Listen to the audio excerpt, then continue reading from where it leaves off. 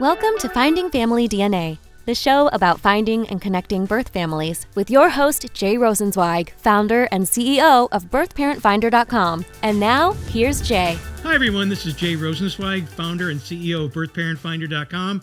And this is episode 46 of Finding Family DNA. And welcome back, Misty. You weren't on our last episode. I know you're feeling better now. That was a few weeks ago. And this is an exciting episode because we have a client that I haven't talked to in a while, and I want to get an update from him. But first, I want to share with my audience that we have reached that 10,000 subscriber plateau. We're well over 10,000. And as you know, the more subscribers we have, the more it supports our pro bono cases. And we did not do a Father's Day giveaway this year, and just because we didn't have a great story, and we like sharing really heartwarming stories. But like I said, we really want more subscribers so we can help support our pro bono. So Misty, you obviously know that states that have unlimited access to birth records and birth certificates for adoptees, how that helps our cause, doesn't it?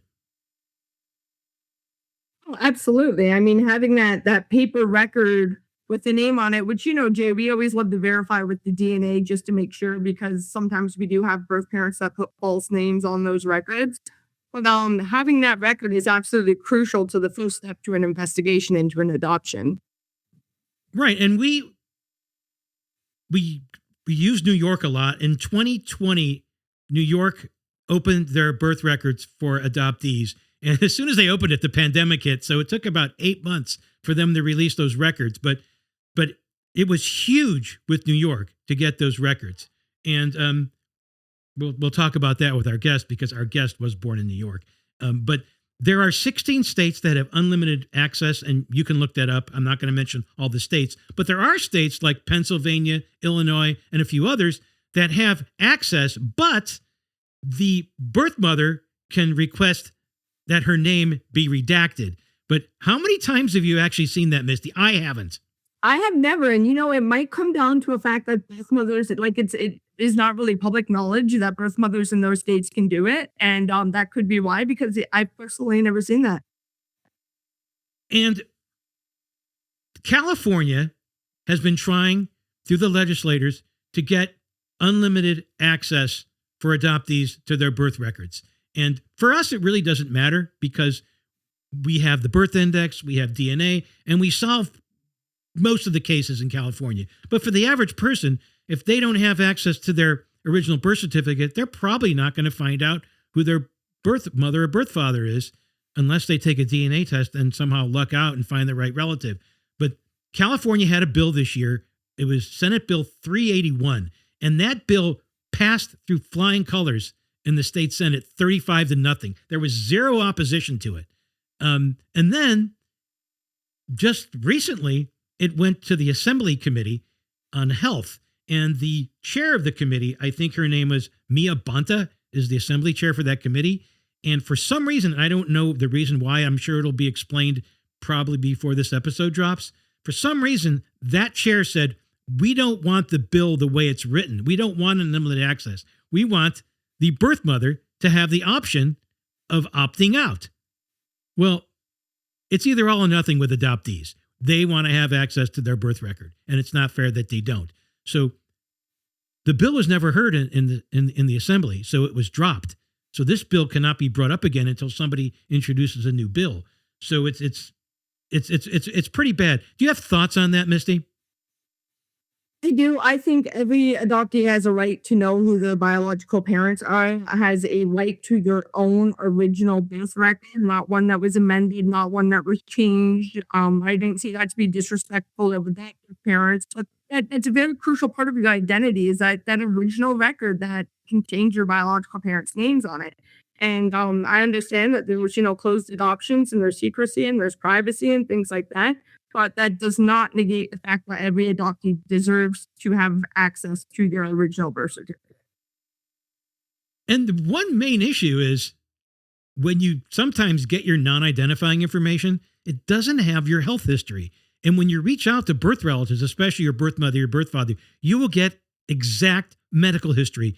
You get mental health history, and I've talked about this before on the show, that it wasn't required to provide mental health history. Autism was not a thing to put on your on the non-identifying information with health history. It was not a thing.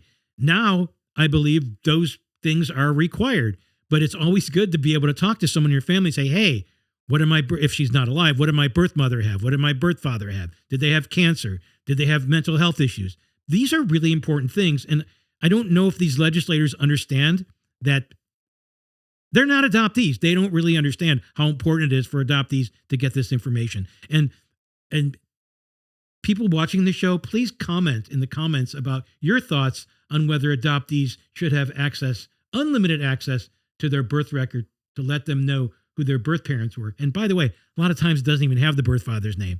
That's right.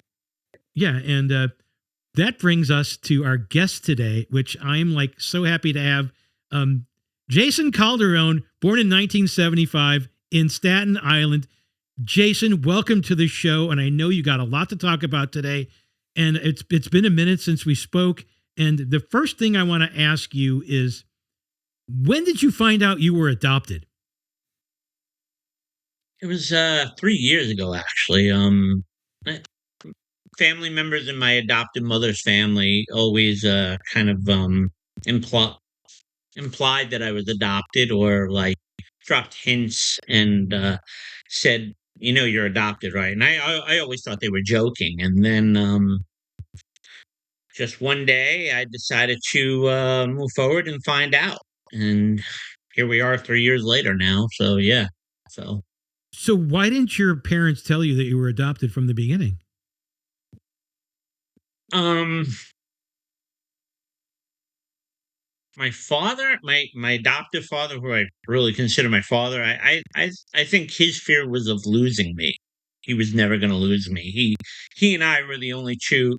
He and I were the only ones that were close. I didn't get along with any of my mother's family. Or at least on my end, I felt like I didn't feel welcomed. But with my father's family, with my father, I always felt wanted. I always felt loved, you know? Yeah. And so I don't know, one day I just said, you know what? I'm hearing this again. One of my cousins on my father's side called me crying, saying, Jason, I have some news for you. And I'm like, uh-oh, what happened now? And she says, I hope you're sitting down. And she says, and I says, let me guess, I'm adopted. And she said, how did you know? And I said, family members on my mother's side have been telling me this for years, and I just never wanted to believe it. I always thought they were joking. I always thought it was I always just felt like the black sheep of the family on my mother's side. And one day I just decided to move forward with it. And it's a long story, but I mean, I'll go into it if you want to. So, yeah. Well, we'll take it one step at a time, but how old were you exactly when you found out? 51 now. So I was like about 48. Okay, late 40s. Yeah. And Yeah. when did you seriously start doing the research, and what did you do to first figure out where you came from? I started 3 years ago. So, yeah. So 3 years ago, I started. Actually, it was like right around my birthday. I just turned 48. So it was like 47, 48. And is my math wrong? I think my math is wrong. Anyway, you would think I'm an industrial designer. I know math. So the first thing I did is I was like, you know what? Let me call the hospital, see if they have my birth records. And the hospital was St. Vincent's Hospital at the time, and now it's Staten Island University Hospital. So I called him and I was like, I asked him, do you have my birth certificate? Do you have like that information? And what do you call it? And I explained the situation. I said, listen, I think I'm adopted. Do you keep pre-adoptive birth certificates there? And they said, what year were you born? What year were you born? They asked me all the same questions you guys asked me. And what do you call it? And they said, well, for that far back, we don't have those records. They were destroyed. Actually, they were destroyed through, I think they were destroyed in Hurricane Sandy. And they said that I have to contact the New York State Department of Health. So I contacted them. I don't remember everything. And so I think I contacted them and I asked them a bunch of questions. And then they said, well, it's going to be $40 for you to get your pre-adopted birth certificate. I paid the $40. I was like, okay, let me pay it. This is the key to me finding out who I am. I paid it, and I think it was like 2 or 3 weeks later, and I got the birth certificate. My wife and I were holding our breath when I got it in the mail, and I opened it, and then I saw my last name, and I was like, and my mother's name is a real Italian name, Josephine, and what do you call it? And then I said, okay, you know what I'm gonna. I don't know where I went from there. From there, I was started signing up to websites. Actually, I skipped the whole part. The first thing I actually did was talk to my adoptive mother, and I said, "Mom, I lied to her. Actually, I said I want to do the genealogy thing. I want to see where our family's from in Italy because I knew she was lying, so I wanted to find that out. So I lied to her. We did the DNA kits. I sent those out. Um, got those back, and the first thing that when I got those records back, I found out that it was a 0% probability that my mother was my mother. So And she that's went into that with you, knowing that that was going to be the result, and didn't say anything about it. yeah, I was surprised. That is Just like you're surprising. saying, she went into that knowing, you know what, my adopted. The only two people that ever loved me in my life, and my father's family and my mother's family did not. I never felt the love of a family, I Hmm. never felt that closeness. And I just think that she just thought that I was going to do like ancestry or something and just be like where our genes lead to. Yeah, I don't think she realized how in depth ancestry or genealogy goes, and I don't think she Right. could. I don't think she realized that I could get all that information. So I got back the DNA and I went into her and I said, Mom, do you have something to tell me? And she's like, what? And I'm like, tell me the truth. I'm adopted. And she said, yes. And then she started crying like crazy. And I Amazing. was like, I said, you know what? I'm not upset. I wasn't upset. Because I learned that I had no ties to her family whatsoever. It was like a monkey off my back, I was honestly, gonna because I say didn't you get were along with it. relieved of it a bit, like you were I kind was of like, so relieved. I was yeah, so relieved. I also found out that I was 100% Italian, which is I'm so happy. right. I was, and then I did the whole birth certificate thing, and then I just started signing up to adoption websites like not Parent Finder, but there were other websites that Yeah, I there's was like looking into. adoption.org and this and Yeah, that. yeah.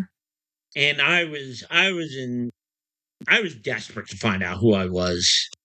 And I forgot how I reached out to Jay, but I spoke to you and then you told me send me whatever you have, sign up to Ancestry, get that whole process going.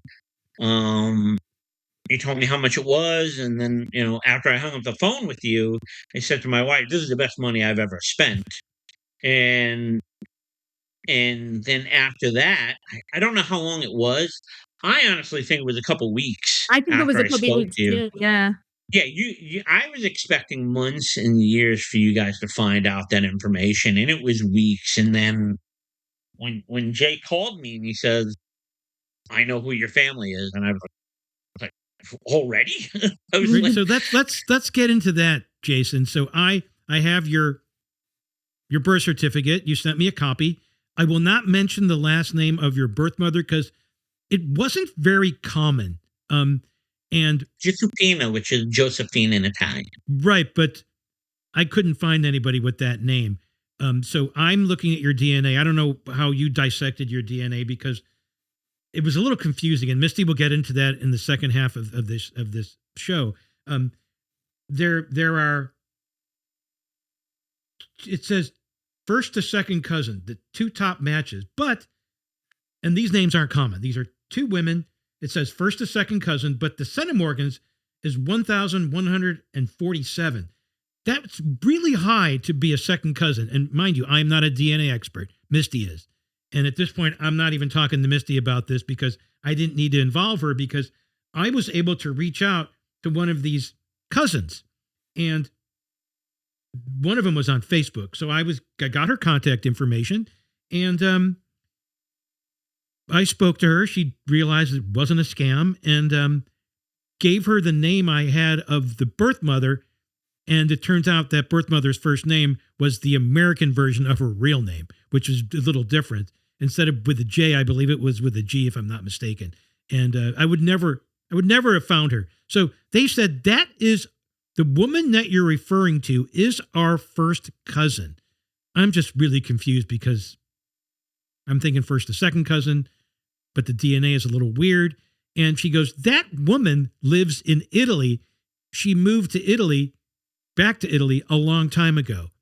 But I don't understand how she could be your client's birth mother. And take me through that story. Did they reach out to her first?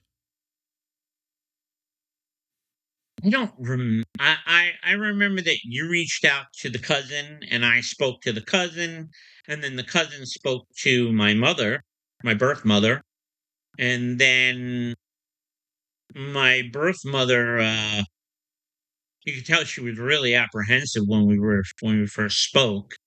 And what do you call the first thing she said to me is, "What do you want?" That's the first thing she said to me.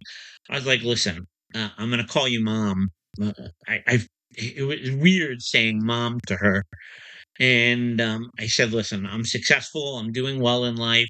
I have a family of my own. I have the children of my own. I don't want anything from you. If you don't want me in your life, I'm fine with that.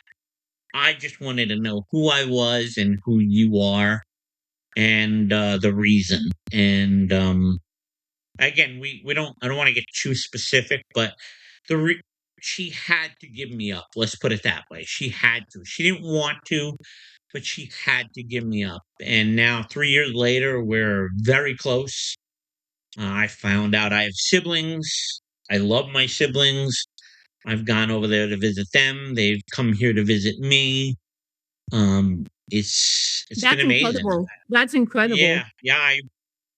The I joked with my adoptive mother. Now, again, I have nothing against Polish people, but my adoptive mother is Italian and Polish, and what do you call it? And I don't know. They always joke with me, and my adoptive father, who I consider my real father anyway, he's 100% Italian. So I used to get the joke from my wife and from certain family members, "Ha ha, you're part Polish." I said to my adoptive mother, the best thing about this is now I know I'm 100% Italian. That's a commercial for Ancestry, isn't it? Yeah, it really is. It is. And I even went back to Ancestry after you got all the information from me, and I found out exactly what part of Italy, like every one of my siblings, where my siblings were from, where cousins are from, and something was up because I looked at my adoptive mother's niece and nephews and my cousins basically, and they all had blonde hair and blue eyes, and they had the nice pale white skin, and they basically really looked more not even Greek. They looked Polish, And then I used to look at family photos of myself, and here I am with jet black hair, dark brown eyes, and everything's dark on me. Even in the summer when I get a suntan, I don't turn red, I turn brown. So it's just, I was like, now I understand why I look nothing like them. Right. So Jason, we're going to take a quick break, and then we're going to come back and we're going to have Misty talk about the paternal side, the shock value on that.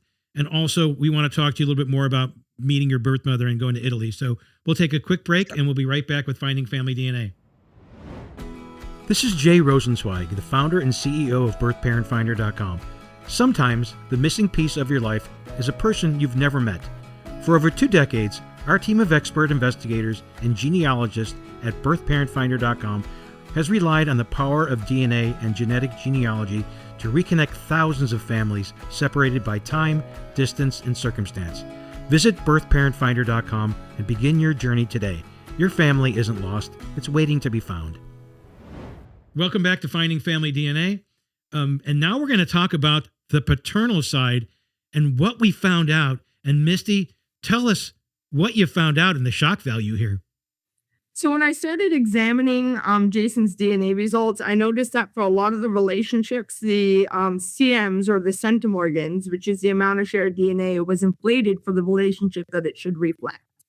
So what I did was I went over to GEDmatch, and GEDmatch has this tool called AYPR. Are your parents related?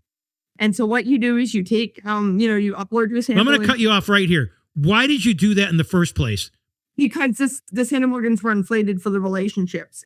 A lot of them showed unassigned, which are clues that, that it can't be determined into 2 separate families. Okay, I'm sorry. Go ahead. So when I uploaded his sample into GEDmatch, I ran him through, are your parents related? And it lit up. It showed on the chromosomes that there was a lot of shared DNA amongst his parents. And it gave me an estimation of how much shared DNA was between his 2 parents. Now, there's kind of a trick with this tool, is you have to take the amount that GEDmatch gives you and you have to multiply it by 4. So in this scenario, we had about 700 centimorgans. So are your parents related came back at 700 centimorgans. So I multiplied that by 4, which gets you about 2,800. 2,800 means the parents of Jason are full siblings to each other. You understand that, Jason? Totally. And obviously it can't be his birth mother's father who is Jason's father, correct? No, the only relationship ring that fits for the amount of shared DNA was a full sibling. 100%, correct? Yes. And Jason, you spoke to your birth mother about this. What did she say to you? I to this day I don't get a straight answer about these things, and I guess they don't want me to know. Listen, it's not a problem to me. It doesn't matter to me. I just wanted to know who she was. I wanted to get closer to her. My adoptive father passed away in 2013, 13 years ago. And as far as I'm concerned, that's the only father I've ever had. So, my father and I were and still are. I go to the cemetery bi-weekly to see him. We are still very close. So that's the only father I have ever. I've learned that with these kind of situations, you can't really push or press those buttons. Mm-hmm. I don't want to. In a way, I kind of feel like I've already interfered in her life, and I don't want to cause any more stress. So if it's not wanting, plus I have siblings that don't know about this. Right. So I'm not ready to destroy her family. I would never do that to anyone. I don't want to hurt her or anyone. That's a really healthy mindset. I really respect that about you, because at the end of the day, as far as I'm concerned, my adoptive father is my father. He's the only man that I've ever called dad, and he's the only man that I will continue to call dad. I taught, believe it or not, I've always been. I'm a Christian. I'm Catholic. I've always been close with Jesus, but this kind of situation actually brought me closer to God. So I talk to Jesus and I talk to my father daily. And, it's people call me crazy. And I say, yeah, I actually hear my father telling me, don't push it. It's not worth it. at the end of the day, you yourself, as who you are, had no say in how you were brought into this world. So all we can do is sort of dwell on, maybe this happened or that happened or this upset me or that upset me, is really just forge those positive relationships like you're doing with your mother and your siblings, and just move on, because at the end, I'm not saying move on as in it shouldn't be validated, but you yourself are not responsible for how you came into this role. So I wouldn't have been here had they not done that. So right. I am no one to judge. So That's exactly right. Exactly. So, So Jason, your birth mother did tell you that the birth father was her father, correct? yes. And he's long deceased, I believe. I'm sorry. He's no longer long. with us. Oh yeah, obviously. yeah. He actually. My birthday. I don't want to. We're not getting into too much specifics, but the funny thing is, he died on my birthday. Oh wow. So And there's a reason for everything. Now, the your actual birth father would be her brother. Is he alive? yes. Okay. Now, here's the interesting question: when did you go to Italy to meet the family? I went last Christmas. Okay, so that was. I didn't just go to Italy. I went to Paris. Oh, there you I go. had to get that in there. Me being an artist, I had to get that in there. So So that's a little over 6 months ago, right? Yeah. And was your birth mother happy to see you? How did that go? Very happy to see me, but I'm still a secret to some of the family members. I'm that. There's no other way to say it. I'm still like that dirty little secret to some of the family members. So there are some family members that I couldn't meet. Things had to be planned very carefully. I met one of my siblings. My other two siblings don't know about me. Again, I've accepted things the way they are. I'm not going to try to rock the boat. You know what? The funny thing is the sibling that I met my sister. And since I was 5 years old, I remember telling my dad, I want a sister. I'm dying for a sister. Give me a sister. And then finally I found out I had a sister. And since I found out I had a sister, I stayed with her at her house. She's come to the United States like 2 times, and she stayed with me both times. And I spoiled the hell out of her. I mean, I used my credit card a lot more than I should have. I love that. Well, she's 20 years younger than me. So she's your baby sister for Yeah,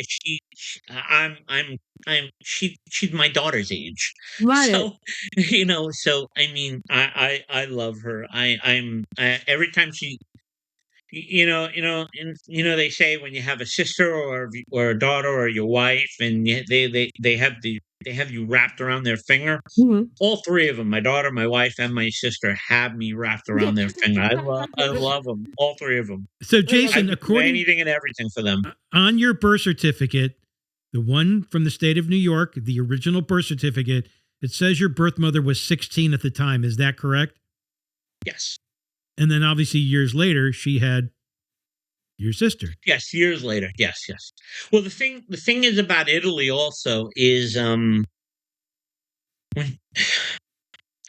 for there the society, the area that she comes from, I'm not going to mention the specific town, but she comes from a farm area, and it's really, it's like going back in the 50s when you go there. It's really like you're traveling through time, and it's frowned upon when a young lady does things with a young boy before marriage. Right. So It's a very Catholic country too, so it's very yeah. And one of the reasons for the secret is if they found out that she had done the things that she did, whether she wanted to or not, that her life would blow up, and I'm not ready to. I'm not going to do that to her. So yeah. I've accepted the gift that God gave me, just having her in my life. Accepted the fact that I have a absolutely gorgeous sister that I am totally in love with. I don't like her boyfriend that much. I like him, but I don't love him. I like him, but I don't love him.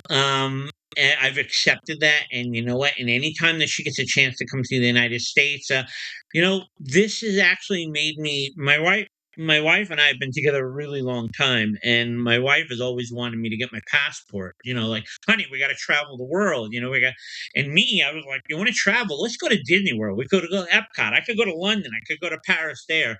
And, having the family in Italy actually made me get up and get my passport. It made me stop procrastinating. And now I have my passport, and my wife and I took a honeymoon in Paris during the Christmas vacation. And we didn't have a honeymoon when we first got married. We didn't have the money for it. Does your sister know who your birth father is or not? No. There are secrets for them too. Yes. And obviously they will not see that. They will not see this show. They don't watch YouTube, I would imagine. I don't know, and I don't think they're going to be looking for this, so I'm not worried about it. I am a little. I'll use the word apprehensive.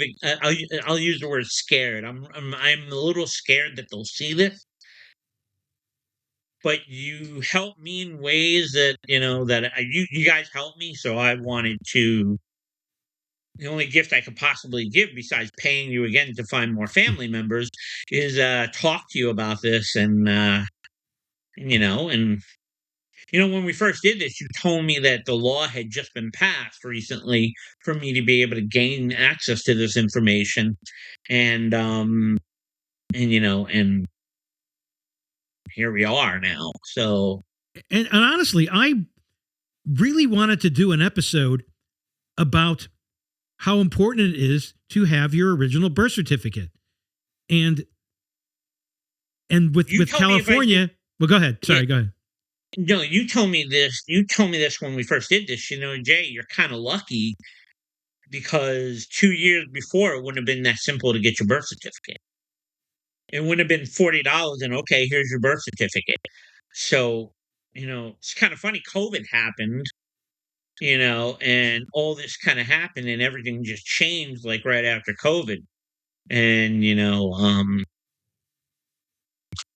right. COVID was a blessing in certain regards, by the way. It helped a lot of people understand certain things. Obviously, a lot of people died from it, but there's a reason for everything in this world, and you're a religious person. You understand that. Yeah. But Misty, will you agree with me that we probably would not have been able to solve this case conclusively without the birth certificate? You agree with that? Yeah, absolutely, because that's what got you in contact with the family. I mean, there's no way we would have known that, to be able to verify that, reaching out to somebody in the family, it could have caused a bigger disturbance, not having that name of the birth mother. Yeah. Yeah. And I don't think they could have figured that out anyway, because there's probably 30 people in between who could have been Jason's mother or father, and we did not know what side of the family they were on either, did we? Right. We had no idea, and the birth certificate really helped. So Jason, how long did you spend with your birth mother in Italy?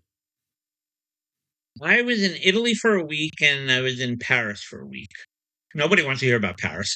But I was in Italy for a week, and I spent a couple days with my sister and a couple days with my mother, and it was amazing. We actually stayed in Rome, and we took the train to her town. And I'm the only family. I also learned that I'm the only family member in my family that doesn't speak Italian. So that kind of was thank God. My wife speaks a couple languages, and if it wasn't for her, I wouldn't have gone anywhere. I would have probably stayed in a hotel. And yeah. So you have a daughter too, right? Yeah. Did she go with you? No. When children grow up, they have their own lives. So, and has she when spoken children to become adults, they have their own lives. Has she spoken to anyone in the family or no? Yeah, she's met her grandmother. She loves her. They love each other. She's met when my sister came here. I'm a bit of a foodie. I love going to restaurants. I love I'm an artist and a designer, so anytime there's a museum or a restaurant, I'm there.